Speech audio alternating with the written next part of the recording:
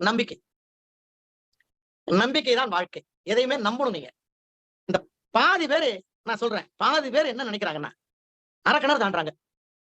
முழுமையான இல்ல, முழுமையான பக்தி இல்ல, முழுமையான நம்பிக்கை இல்ல, அற நம்பிக்கை. இந்த அதாவது பரவாயில்ல, முக்கா நம்பிக்கை இருக்காங்க. அதையும் தாண்டி இந்த அற நம்பிக்கை உடையாங்க பாதி கிணத்துல டப்புனு விழுந்துருவாங்க. கிணத்துக்குள்ள தண்ணியில விழுந்துருவாங்க, அடிபடாது. இந்த முக்கா இருக்கு பாத்தீங்களா, அது முட்டிக்கும். இந்த கிணத்துல முட்டிக்கும். இந்த முக்காவில தான் பாதி பேர் முட்டிக்கிட்டு கிடக்குறாங்க. முழுசா நீங்க ஒரு ஒருத்தர் ஏதோ ஒரு வாங்கணும்னு வைங்க. நான் ஒரு எளிமையா சொல்றேன். ஒருத்தர் ஏதோ வாங்கணும் அப்படின்னா பாத்திரம் கொண்டு வான்னு சொல்லுவாங்க. ஒரு பானை கொண்டு போறோம்னு வச்சுக்கோ. அந்த பானை நிறைய மண்ணையோ இல்ல வேற ஏதாவதையோ குப்பையோ நிரப்பிக்கிட்டு இதுல போடுங்கன்னா அவங்க போடுவாங்களா? பானை எம்டியா இருக்கணும். அப்பதான் ஏதாவது அதுக்குள்ள கொள்ளும்.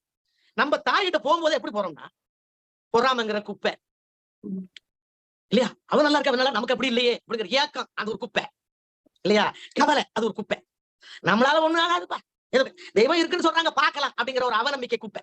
இதெல்லாம் அந்த பானையில போட்டு நிரப்பிக்கிட்டு போனா, அந்த மனசுக்குள்ள மனங்கிறது பானை நிரப்பிட்டு போனா அதுக்குள்ள என்ன விழும்?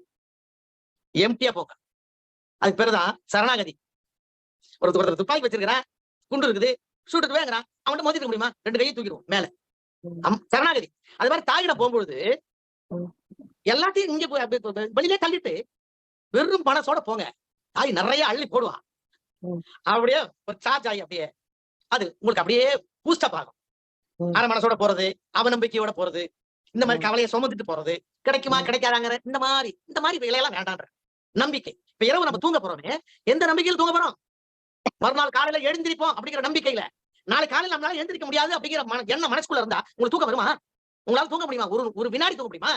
ஆகவே நம்பிக்கை தான் வாழ்க்கை. எதையுமே நம்பணும். அம்மா கோயிலுக்கு சென்றால், அம்மாவுடைய தரிசனம் கிடைத்தால், அம்மாவுடைய பார்வைப்பட்டால், அம்மாவுடைய அருள்வாக்கு கிடைத்தால் நம் வாழ்க்கை சிறப்பாக அமையும் என்கின்ற 100% நம்பிக்கையுடன் நீங்கள் இருக்க வேண்டும். எப்பொழுதும் பாசிட்டிவா தீப்பணும். அம்மா சொல்லிட்டாங்க நடக்கும், அம்மா சொல்லிட்டாங்க நடக்கும், அம்மா சொல்லிட்டாங்க எல்லாம் சிறப்பா நடக்கும், சிறப்பா நடக்கும். இப்படியே நினைக்கிறோம், எங்க நடக்கும் அப்படின்னு நினைக்காதீங்க. அது உங்களை பின்னுக்குத்தல். ஆகவே அம்மா சொல்றதுதான் அந்த முழு நம்பிக்கையோடு அவன் இருந்தார். அதனால நான் எவ்வளவு கான்பிடென்ட், அம்மா இருக்க அருளை தருவாள் அப்படிங்கிற கான்பிடென்ட் ஒரு கட்சியில் நான் உட்கார்றேன். என்னை அவள் பாட வைப்பாள்.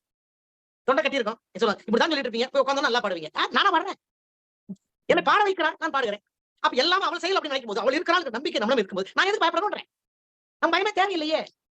நம்மை பார்த்துக் கொள்வோம். நீங்க அது வேணும் இது வேணும்னு கேட்கறத விட எனக்கு எது வேணும்னு உங்களுக்கு தெரியாத அம்மா அதை கொடுத்துறேன் அப்படின்னா முடிஞ்சு போச்சு, பிரச்சனையே இல்லைன்றேன். அங்க போயிட்டு எனக்கு அது வேணும் இது வேணும் நீங்க ஒண்ணுன்னா போட்டு டிக் பண்ணிட்டு போகாதீங்க. எனக்கு எது வேணும் என்பது தாய்க்கு தெரியும், பிள்ளைக்கு எது கொடுக்கணும். அப்புறம் நம்ம என்ன அதை போட்டு கணக்கு போட்டு பாக்குறது? நம்ம ஒரு கணக்கு போடுவோம், அவர் கணக்கு போடுவா. நம்ம கணக்கு வேற, அவ கணக்கு வேற. அதான் நான் சொல்றேன், கணக்கு நான் சொல்றேன். இறைவனுடைய கணக்கு என்பது வேறு.